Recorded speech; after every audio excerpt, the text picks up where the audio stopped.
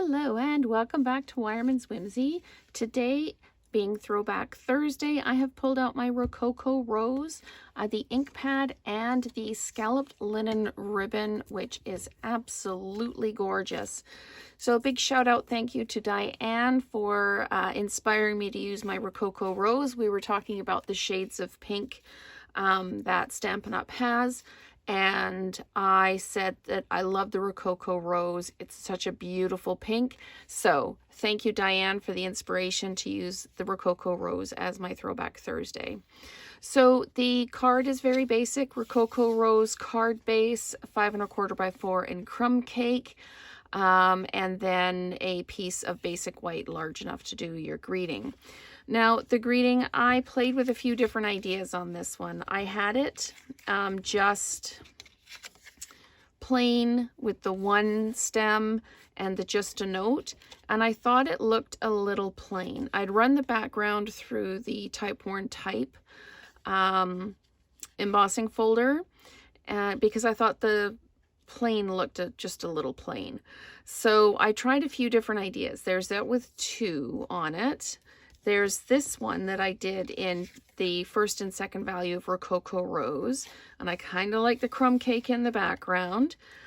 So then I did it again, but did it with using a finger dauber to go around the edge, and I like the effect, but I like this as well. So on this demo, I'm going to combine these two. So what you're going to need, as I said, is your Rococo Rose card base, your 5 1/4 by 4 in the crumb cake, and a piece of basic white large enough to go through the die. I am using the Christmas season and seasonal dies for this one. I'm actually using this leaf here and the accent leaf to do the stamping, and I'm using the it's the Christmas label dies, and I'm using the largest label. And my greeting is from Go To Greetings. I used this in my last video and I just do love it. So I'm using the Just a Note in this one, and as I mentioned, the Time-Worn Type folder. So let's get started. There's quite a bit of stamping in this one. And we will get started with the background. Everything, as you can see, I've got lots of stamping away here. Everything is second value. So I'm just stamping the leaf all around the edge, just so that I've got that detail along the edge. Second value. See, I just about whoopsed it. There we go. And if you whoops it, you turn it over and use the other side of the paper. That's how it works. So I'm just going to come around, finish this off, just like that. Okay, so there's my background. I don't need to do the middle because I'm going to have the greeting there. What I can do now is, I can put that off to the side. I'm going to need it again, but I can take my Rococo Rose. See, got Blushing Bride on the brain. Okay, so we're going to ink this up. Now with these ones, they're the cling mount, so you can't see through them. And when they're really stylized, it's really hard to tell what's kind of the right, like, so you're not at an angle. Always look at the middle, like the UST, the A, and the OTE. Just align those up. Now this one I've kind of checked. It is sometimes a little bit off, and because I can't lean right over it because otherwise I'll be in the video, I'm just going to press that down like that. It's come out fairly straight, which is good. Okay, I'm going to come in with I'm doing the detail first. I sometimes find it easier to line things up if you do the darkest piece first. I sometimes have trouble lining up the dark over the light, but it's easier for me to line up the light over the dark. So I'm just going to bring my crumb cake back in, stamp it away, and I'm probably going to get my hair in the frame on this one. Coming in, lining it up, and there we go. So there is the piece we need to cut out. We'll do the cutting and then we'll run everything through the embossing folders. So this one, sometimes I do everything ahead of time, and then I just put the pieces together. But I thought for this video, I would do the whole thing out. That just looks so gorgeous. And then I'm just going to line this up, making sure I'm straight. Took all the time to make sure that my stamp was straight. We need to cut it straight as well. So I'm just going to use a couple of Post-it notes, or these are just sticky notes. They're not the brand name ones, sorry. Sandwich that up, run it through, and cut that out. And I'm going to put the finger dauber right there so that I remember I wanted to give it an antique-y type look. Okay, so we're going to take that off.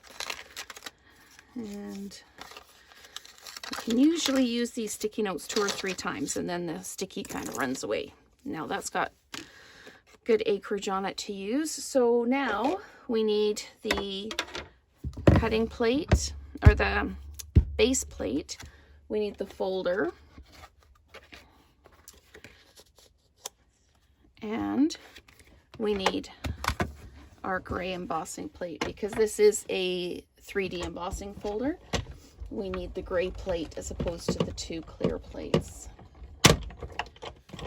And if you're ever not sure what you need to use, all of the instructions are right on your base plate. So you can't go wrong. So there's the greeting. And now let's put this through.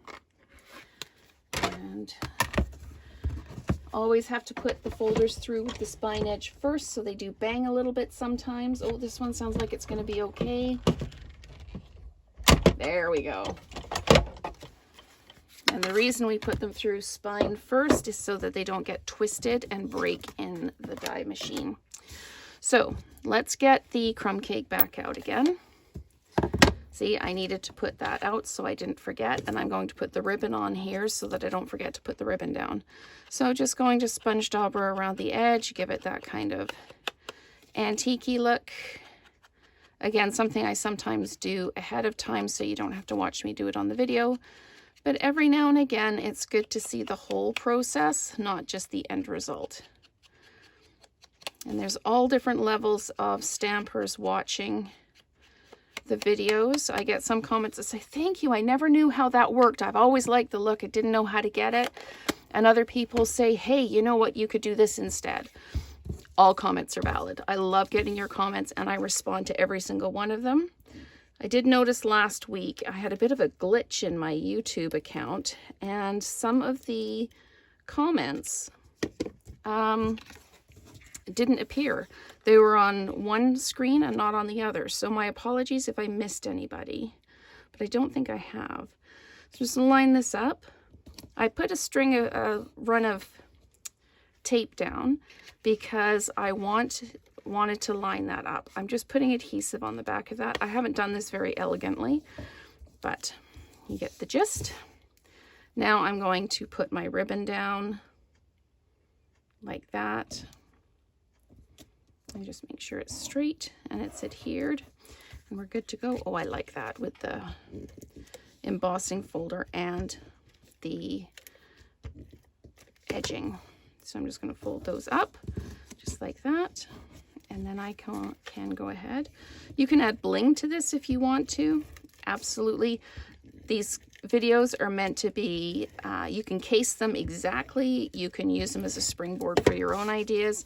I know sometimes I start with a picture and end up with something completely different. So you can go ahead and just line this up and drop it down. There we go. And there is your card. So thank you so much for watching, and I hope you've enjoyed this Throwback Thursday using my favorite Rococo Rose. We will create together again soon.